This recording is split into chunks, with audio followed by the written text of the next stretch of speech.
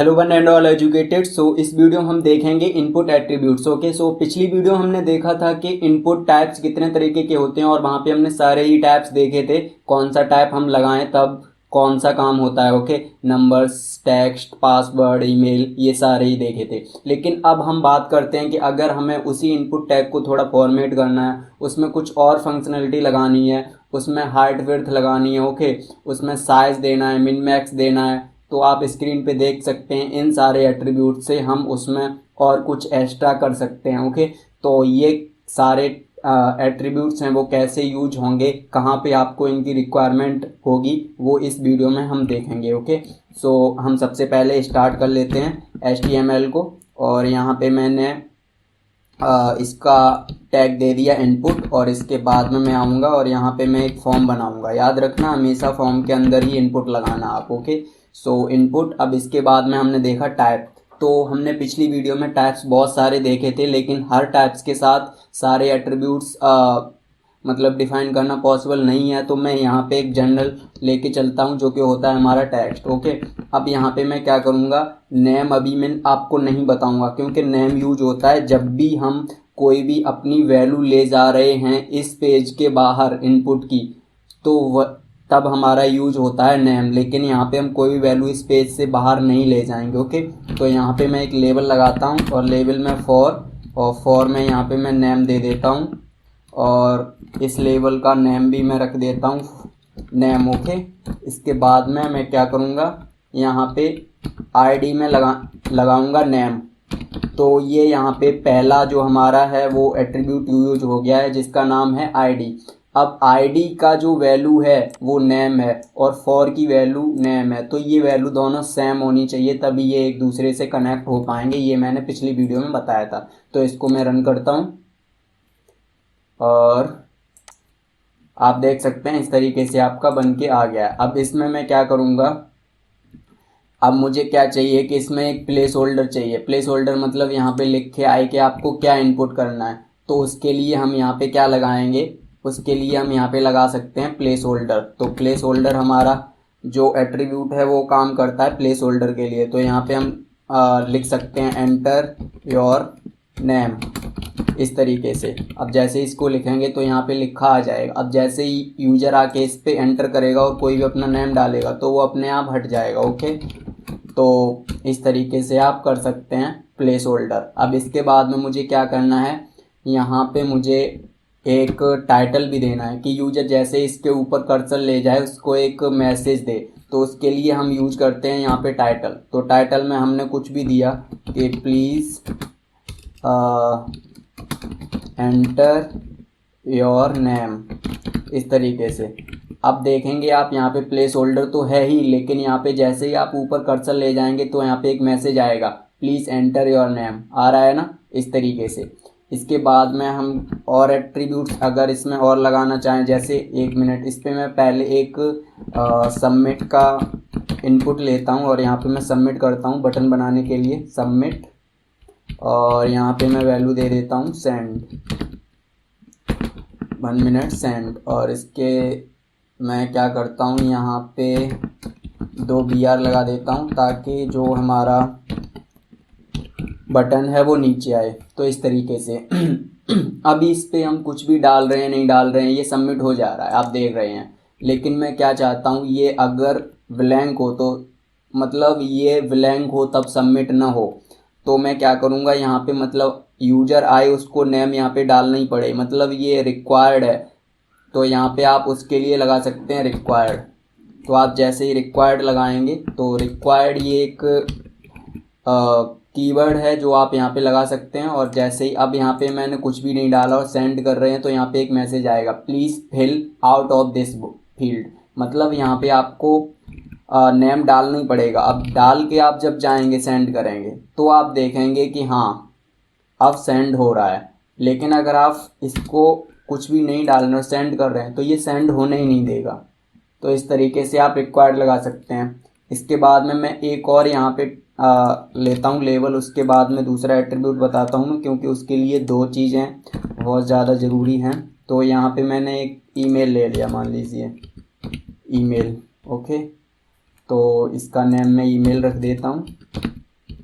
Email, और यहाँ पे टेक्स्ट में भी मैं ईमेल दूंगा, क्योंकि आपको पता है जब भी आप ईमेल डालोगे तो यहाँ पे एक वैलिडेशन ऑटोमेटिकली लग जाती है। Email, 1 minute. अब इसके बाद में यहाँ पे मैं एंटर योर ईमेल कर देता हूँ, ईमेल आईडी, और यहाँ पे भी enter your email ID. Okay, अब इसके बाद में जैसे इसको हम सेव करेंगे और यहाँ पे करेंगे तो इसके मैं यहाँ पे BR और लगा देता हूँ 2 BR and BR for the next line. Okay, इस तरीके से। अब यहाँ पे आप क्या करेंगे, अब मैंने जैसे इसको सेंड किया तो इसमें भी रिक्वायर्ड लगाया तो ऊपर से ये आने ही नहीं देगा, तो मैंने इसमें कुछ भी नेम डाला, मान लीजिए हेलो एजुकेटेड डाला इसमें। अब इसके बाद में मैंने कोई भी एक ईमेल डाली और इसको सेंड किया तो ये सेंड हो रहा है। अब मैंने क्या किया, यहाँ पे तो कुछ भी डाल दिया, अब यहाँ पे लेकिन मैंने कुछ भी नहीं डाला तो सेंड किया तो ये पहले तो बोलेगा कि रिक्वायर्ड का दो, लेकिन अगर मैं इसको रिक्वायर्ड की कंडीशन फिल कर रहा हूँ तब सेंड कर रहा हूँ तो ये बोलेगा कि नहीं यहाँ पे ईमेल डालो। तो आपको यहाँ पे ईमेल ही डालनी पड़ेगी, ना तो आप खाली छोड़ सकते हैं और ना ही आप इसमें कुछ और डाल सकते हैं, आपको ईमेल डालनी पड़ेगी। तो मान लीजिए @gmail.com, जैसे ही हम इसमें लगाएंगे वैसे ही ये सेंड हो सकेगा इस तरीके से। ओके, अब मैं जो बताने वाला था दूसरा कीवर्ड वो है यहाँ पे आप लगा सकते हैं ऑटो फोकस। ओके, तो ऑटो फोकस क्या करेगा, ऑटो फोकस ऑन कर सकते हैं आप यहाँ पे, ठीक है। तो ऑटो फोकस ऑन जैसे ही आप करेंगे तो आप देखेंगे कि जब भी इस पेज को रिफ़्रेश करेंगे तो यहाँ पे इसका फोकस किस पे है, इस वाली पे है, ना कि इस पे है। मतलब अब यहाँ पे जैसे ही आप इसको यहाँ से कॉपी करें और इसमें भी लगा दीजिए, इस वाले में, ओके, नेम वाले में, और इसको सेव कीजिए और यहाँ पे इसको रिफ़्रेश कीजिए तो आप देखेंगे अब इसमें आ रहा है, क्योंकि इसकी जो प्रायोरिटी है वो फर्स्ट पे जाएगी। लेकिन अगर हम इस पे नहीं लगा रहे हैं, मुझे ये चाहिए कि हमारा ऑटो फोकस सबसे पहले ईमेल पे जाए, तो आप देखेंगे ईमेल पे कर्सर आ रहा है। तो ऑटो फोकस काम करता है कि कर्सर आपको जब वो पेज खोले तो आपको कर्सर कहाँ चाहिए। ओके, तो ये कुछ हमारे जर्नल थे, इसके बाद में मैं देख लेता हूँ और कौन कौन से हैं यहाँ पे। तो एक डिसेबल, रीड ऑनली और रिक्वायर्ड और देख लेते हैं सबसे पहले। तो ये भी बहुत ही जर्नल है। तो मुझे करना क्या है कि जैसे कोई भी एक मैंने यहाँ पे एक मैं वो लेता हूँ कि एक मैंने लेबल लिया, 1 मिनट, एक लेबल लिया और यहाँ पे डाला फॉर, और इसमें मैंने डाला MR/MS।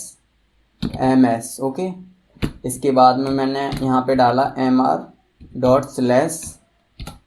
ओके, इसके बाद में मैंने क्या किया, यहाँ पे आके मैंने एक क्या किया, इनपुट ले लिया। इनपुट में मैंने टेक्स्ट लिया और टेक्स्ट लेने के बाद मैं यहाँ पे क्या करूँगा, इसमें वैल्यू दे दूँगा। वैल्यू क्या दी मैंने, वही वैल्यू दे दी जो इसकी वैल्यू होनी चाहिए, MR and MS, mister and miss. Okay, इसके मिसेज। तो इसके बाद में मैं क्या करूँगा, यहाँ पे क्या डिसेबल कर दूँगा इसको मैं, तो ये डिसेबल्ड ऑन कर दूँगा। डिसेबल्ड ऑन जैसे ही करूँगा इसके बाद में मैं BR लगा देता हूँ 2। ओके, अब मैंने इसको डिसेबल्ड कर दिया। अब इसके बाद में यहाँ पे रिफ़्रेश करके देखो आप, तो ये जो टैग है ये आप डिसेबल्ड है, इसमें आप वैल्यू दे दी, अब इसमें कुछ भी आप चेंज नहीं कर सकते, ये डिसेबल्ड है। तो ये काम करता है डिसेबल्ड। इसके बाद में एक और था हमारा कोई इसी से रीड ऑनली। तो रीड ऑनली क्या करता है, मतलब वहाँ पे आप सिर्फ रीड कर सकते हैं, वो भी डिसेबल। तो इसको मैं डिसेबल्ड को हटा के रीड ऑनली करता हूँ। तो आप इसको जैसे ही रीड ऑनली ऑन करेंगे इसकी, तो सिर्फ आप यहाँ पे इसको रीड कर सकते हैं, मतलब इसमें कोई भी चेंज नहीं कर सकते हैं। ये डिसेबल नहीं है लेकिन इसको चेंज भी नहीं कर सकते आप, क्योंकि ये रीड ऑनली है। ओके, तो इसके बाद में हमारे जो टाइप हो गया, आईडी हो गई, नेम अभी मैं बताऊंगा नहीं। ओके, प्लेस होल्डर हो गया, साइज, तो साइज अगर आपको देना है तो साइज भी दे सकते हैं, जैसे मैंने नेम में साइज दे दिया। साइज मतलब कि कितने लेटर का, मान लीजिए मैंने 20 दे दिया, Ctrl+S किया और यहाँ पे आके मैंने रिफ़्रेश किया और नेम में मैं कुछ भी अब लिखता हूँ तो टेक्निकल नोटपैड, इसके बाद में मैं कुछ और लगाता हूँ। तो इसके बाद में अब जैसे ही मैं सेंड करूँगा इसको, तो यहाँ पे इसकी भी रिक्वायरमेंट पूरी करनी पड़ेगी। तो साइज आप क्या कर सकते हैं कि साइज जब भी आप लेंगे तो सिर्फ वैल्यू उतनी ही सेंड होगी उसकी जितना उसका साइज है। ओके, इसके बाद में मैं क्या करूँगा, एक मिन और मैक्स है। तो मिन और मैक्स हमेशा इनपुट नंबर में ही यूज होता है, तो उसके लिए मुझे नंबर लेना पड़ेगा। तो मान लीजिए मैंने यहाँ पे एक लेबल लिया, लेबल, और यहाँ पे मैंने डाला फॉर, और यहाँ पे मान लीजिए मैंने ले लिया फ़ोन। ओके, अब यहाँ पे मैंने ले लिया, आपको यहाँ पे फ़ोन डालना है, मतलब यूजर से आप फ़ोन नंबर मांग रहे हो। ओके, फ़ोन डाल लिया मैंने और इसमें इनपुट किया और मैंने यहाँ पे डाला नंबर। ओके, अब यहाँ पे मैं क्या करूँगा, यहाँ पे मिन और मैक्स में लगा सकता हूँ। तो मिन मतलब कि मैं यहाँ पे 10, जो हमारी मिनिमम वैल्यू है वो 10 है, क्योंकि हमारा नंबर जो इंडियन जनरल नंबर है वो 10 नंबर में ही होता है। ओके, 10 डिजिट में होता है। और यहाँ पे मैक्स भी मैं क्या कर देता हूँ, 10 ही कर देता हूँ, यानी ना तो 10 से कम ना तो 10 से ज़्यादा। ओके, अब यहाँ पे इसको जैसे ही मैं रिफ़्रेश करूँगा, इसके बाद में मैं BR लगा देता हूँ फिर से, ताकि सही से दिख जाए BR और BR। और इसके बाद में मैंने यहाँ पे आके इसको रिफ़्रेश किया, और इससे पहले नहीं BR लगाया, तो यहाँ पे मैं लगा देता हूँ Ctrl+C और Ctrl+V, Ctrl+S, और इसको मैंने किया रिफ़्रेश। तो अब यहाँ पे देखिए, आप यहाँ पे आप 10 ही डाल सकते हैं, जैसे कि मैंने डाला यहाँ पे 10। तो आप यहाँ पे सेंड कीजिए। तो सबसे पहले तो मुझे क्या करना है, यहाँ पे 10 से ज़्यादा नहीं हो सकता है। हालांकि आप यहाँ पे जब भी नंबर डालेंगे तो डाल सकते हैं, लेकिन जो इसकी मिनिमम और मैक्सिमम लेंथ है वो 10 ही हो गई। ओके, तो इस तरीके से आप इसमें वैलिडेशन लगा सकते हैं अपने नंबर्स में मिन और मैक्स के थ्रू। इसके बाद में हार्ट विड्थ, तो हार्ट विड्थ भी दे सकते हैं आप, जैसे कि मैंने हार्ट विड्थ किसी में भी दे सकते हैं, मैं यहीं पे दे देता हूँ हार्ट। तो हार्ट इसकी मैं बहुत ज़्यादा कर देता हूँ, और विड्थ भी मैं बहुत ज़्यादा कर देता हूँ। ओके, तो विड्थ भी मैंने बहुत ज़्यादा कर दी, और यहाँ पे आके मैंने इसको किया रिफ़्रेश। तो ये यहाँ पे नहीं हो रहा है। इसके बाद में मैं क्या करता हूँ, इसको ना मैं टेक्स्ट वाले में करता हूँ। ओके, सो मैंने यहाँ पे किया इसको, और टेक्स्ट वाले में ये होना चाहिए। वैसे तो ये नहीं हो रहा है, तो मुझे इसको करना पड़ेगा किससे, CSS से। ओके, तो CSS जब मैं सिखाऊंगा तब आपको बताऊंगा कि CSS से हम कैसे करेंगे। तो अभी हाइट विड्थ आप छोड़िए, बाकी आप लिस्ट, आपने देखा था कि लिस्ट हमारा यूज होता है जब भी हम डेटा लिस्ट यूज करते हैं। तो डेटा लिस्ट मैंने पिछली वीडियो में ही बता दिया, उसकी लिंक मैं डिस्क्रिप्शन में दे दूँगा। और ऑटो कंप्लीट क्या है, अब जैसे ऑटो कंप्लीट, ये ऑटो कंप्लीट है। अब जैसे मैं यहाँ पे कर रहा हूँ तो ये नीचे जितने भी हमने यहाँ अभी तक इसमें फिल किए हैं तो ये आ रहे हैं, लेकिन मैं नेम में, अभी मैं जाऊँगा नेम में, तो नेम वाला ये हमारा है, और ऑटो कंप्लीट को ऑफ़ कर दूँगा। ऑटो कंप्लीट को मैं जैसे ही ऑफ़ करूँगा, Ctrl+S किया, और अब मैं इसको रिफ़्रेश करूँगा। अब यहाँ पे आऊँगा तो अब कोई भी सजेशन देना इसने बंद कर दिया ना, लेकिन जैसे ही हम इसको ऑन करूँगा, ऑन, तो यहाँ पे इसको रिफ़्रेश करके यहाँ पे आऊँगा तो ये ऑटो कंप्लीट आप देख सकते हैं, फिर से सजेशन देना इसने स्टार्ट कर दिया। तो ये हमारा ऑटो कंप्लीट। इसके बाद में list, width, auto focus, disable, read only, तो हमारे सारे ही एट्रीब्यूट कवर हो गए हैं। तो इस तरीके से आप देख सकते हैं, बहुत सारे एट्रीब्यूट लगा सकते हैं। बाकी अगर आपको CSS आती है तो आपको पता ही है, सब कुछ कर सकते हैं। तो मैं CSS अगर जिन लोगों को आती है वो बता सकते हैं, उन लोगों को देख सकते हैं कि स्टाइल लगाया, और यहाँ पे मैंने जैसे इसका कलर देना है तो कलर मैंने दिया इसका, मान लीजिए ग्रीन, तो यहाँ पे ग्रीन इसका कलर हो गया है।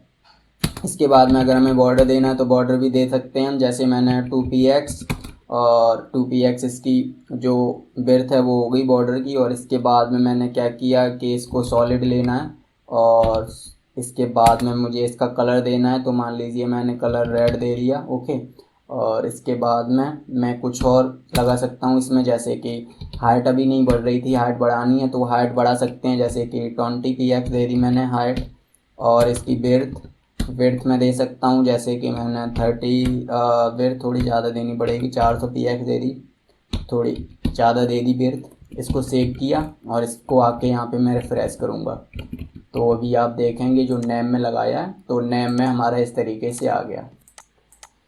तो इस तरीके से CSS में काम होता है और ये हम देखेंगे जब CSS सीखेंगे। जिन लोगों को नहीं पता है वो अभी कोई दिक्कत वाली बात नहीं है। ओके, तो यहाँ पे आज हमने इस वीडियो में कवर किया इनपुट एट्रीब्यूट्स और अगली वीडियो में हम देखेंगे एक अच्छा सा फॉर्म बनाएंगे विद दी टेबल। ओके, और अगली वीडियो में एक नहीं 2 या 3 फॉर्म ऐसे बना के दिखाऊंगा आपको ताकि आपको एक कॉन्फिडेंस आ जाए कि किस तरीके से फॉर्म बनाते हैं। और ये वीडियो अच्छी लगी हो तो लाइक कीजिए और चैनल को सब्सक्राइब करना मत भूलिए और जब भी सब्सक्राइब बटन दबाएं तो बेल आइकन को जरूर प्रेस कीजिए ऑल वाले पे। ओके, ताकि आपको नोटिफिकेशन मिल जाए। और अगर आपको लगता है कि वीडियो हेल्पफुल हो सकती है आपके किसी फ्रेंड्स के लिए तो उसको शेयर कीजिए क्योंकि वो भी सीखे और आप भी सीखो। ओके, तो मिलते हैं अगली वीडियो में, तब तक के लिए हैव अ गुड टाइम।